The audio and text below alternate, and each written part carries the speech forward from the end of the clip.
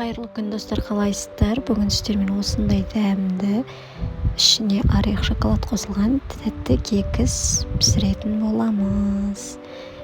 Видеомды соңына дейін қарап, лайк басып бағалап жіберіңіздер.